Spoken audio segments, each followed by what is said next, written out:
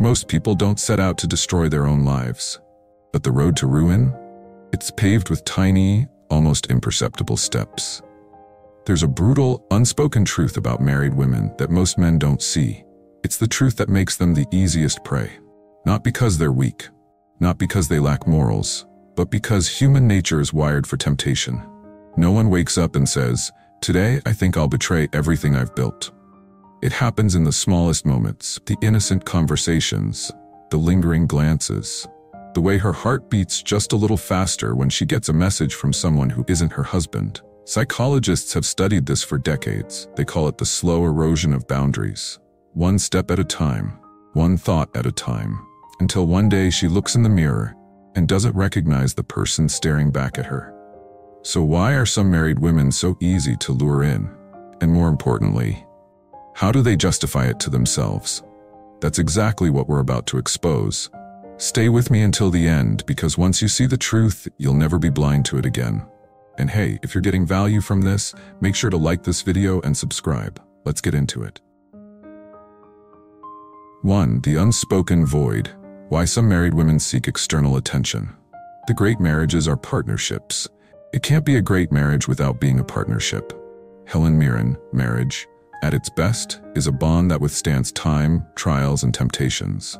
But not all marriages remain as strong as they once were. Some women, despite having taken vows, find themselves drawn to attention outside their marriage. And the biggest mistake people make? Assuming it's just about physical attraction. It's not. It's psychological. In the beginning, love is intoxicating. The late-night conversations, the stolen glances, the feeling of being seen. But over time, routine takes over. Life becomes predictable. Deep conversations turn into logistical discussions. Grocery lists, bills, schedules. Passion gives way to duty. And worst of all, she starts to feel invisible. Dr. John Gottman, a renowned relationship psychologist, explains that the silent killer of relationships isn't conflict, it's indifference. When a woman no longer feels noticed by her husband, her subconscious mind starts seeking validation elsewhere. Sometimes without her even realizing it. A simple compliment from a stranger, a conversation with a man who actually listens, a moment where she feels interesting again. And suddenly, that tiny interaction feels like oxygen after years of suffocation. Here's the psychological trap. Marriage provides stability, but stability often kills excitement. In psychology, this is called the Coolidge effect, the idea that novelty is what triggers desire. If a woman has been married for years, if every day looks the same, if every interaction feels rehearsed, then the slightest spark of something new can feel electrifying. Not because she doesn't love her husband, not because she's a bad person, but because she misses the thrill of feeling wanted. F. Scott Fitzgerald once said, "We are most alive when we are in love." But love is not just about being together, it's about being chosen again and again. When a woman feels pursued, when she has power over a man's desire, it reminds her of a version of herself she thought was long gone. The younger version, the confident version, the woman who felt effortlessly attractive. And so, even if she never intends to cross any lines, she might start walking closer to them. Number 2, the justification game, how married women rationalize crossing the line. No one wakes up one day and says, "I think I'll betray my marriage today." That's not how it works. It's a slow, slippery process, one that's justified in the deepest corners of her mind, long before it ever manifests in real life. Because here's the truth. Guilt is unbearable. And if someone can convince themselves that what they're doing isn't really wrong, they no longer have to carry that guilt. At first, everything feels innocent. What's the harm? We're just talking. I'm just enjoying the moment. But here's the thing. The human brain is a master of self-deception. Psychologists call this cognitive dissonance, the tension that arises when our actions contradict our beliefs. The easiest person to fool is yourself. At first, it's just flirting. Then she shifts the blame. If my husband paid more attention to me, I wouldn't need this. Then she compartmentalizes. This has nothing to do with my marriage. This is just something separate for me. And before she knows it, she's already crossed the line. Because here's the dangerous part. The first betrayal isn't physical. It's emotional. And emotional affairs, they're even harder to walk away from. Because when a woman shares her mind, her thoughts, and her emotions with another man, she's already started detaching from her husband. 3. The breaking point, when there's no turning back. The chains of habit are too weak to be felt until they are too strong to be broken. Samuel Johnson. Every story has a point of no return, the moment when it's no longer just talking, no more innocent flirting, no more rationalizing, and the scariest part?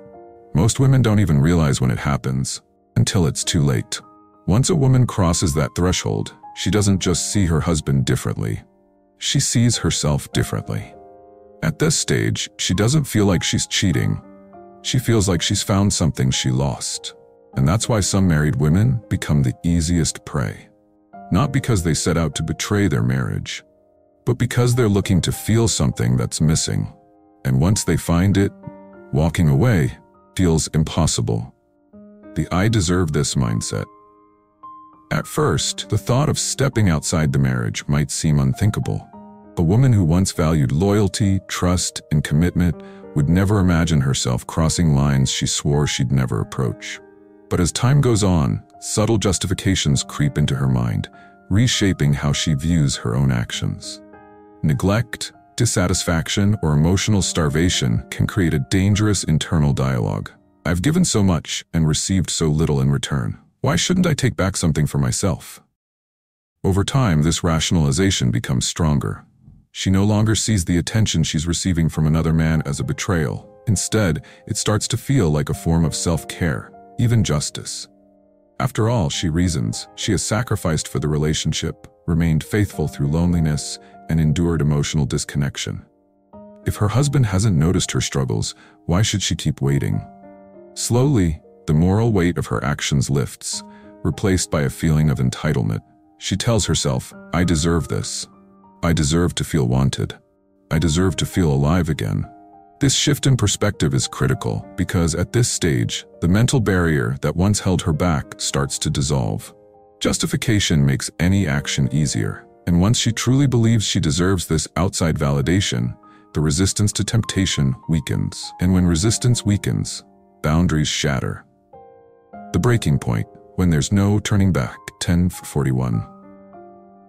Every decision, no matter how small, leads somewhere. The problem? Most people don't realize they've reached the point of no return until it's too late. It starts with something as simple as a text, a harmless conversation, a meeting for coffee, an innocent moment of connection. But psychology tells us that the hardest step isn't the 100th, it's the first. Once that first step is taken, the next becomes easier. And before she knows it, the lines she once swore she'd never cross are nothing more than distant memories. This phenomenon is known as threshold theory, the idea that people who once had strong moral boundaries will slowly shift their beliefs as they take incremental steps toward what they once considered unthinkable. The first message, the first touch, the first excuse, it all adds up until the brain normalizes what once felt forbidden. And here's the truly dangerous part. Romantic and sexual attraction activate the same brain pathways as drug addiction. Neuroscientists have found that the rush of a new connection releases dopamine, the pleasure chemical responsible for cravings and compulsion. That means an emotional affair, or even just the thrill of attention, can become just as addictive as a substance. What happens next is predictable. The guilt that once gnawed at her begins to fade. Lying, which at first felt unnatural, now feels like second nature. She tells herself she's still in control, that she can stop whenever she wants. But can she? Or has she already lost control without realizing it? Because once the deception becomes a habit, stopping isn't just difficult, it's terrifying. The relationship she built in secrecy becomes an escape from the reality she no longer wants to face. The truth?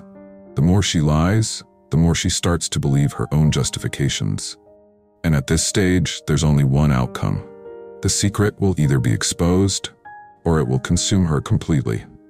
If you've made it this far, you now understand the truth most people ignore. If you found this insightful, hit that like button.